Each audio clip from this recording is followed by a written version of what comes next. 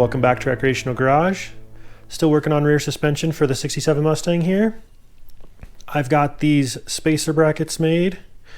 They are a 1/2 inch thick and they are going to go between the lower control arm boxes and the floor of the car.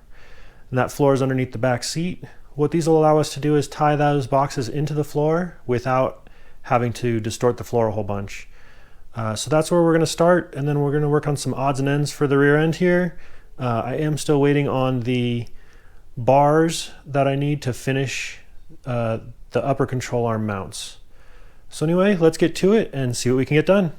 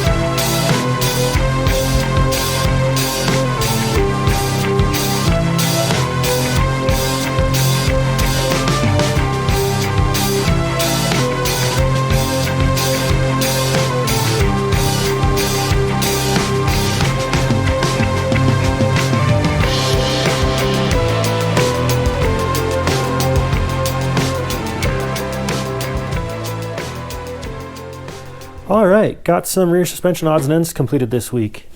Got these spacers tack welded in for these lower control arm boxes. That'll help it tie into the floor pan so that it has a little bit more structure. Went ahead and took apart the rear axle to get the axle shafts out to make sure that it was still a factory spline count. I have to order some new axles. That'll be the Fox body length, and it'll get rid of that tone ring from the SN95 axles, and it'll move that axle flange face inward to bring the tire and wheel in to tuck underneath the wheel well a little bit better. I still need to follow up on the bars for the upper control arm mounts so I can get back to working on that. Anyway, did pretty good this week. Thanks for watching. We'll see you next time.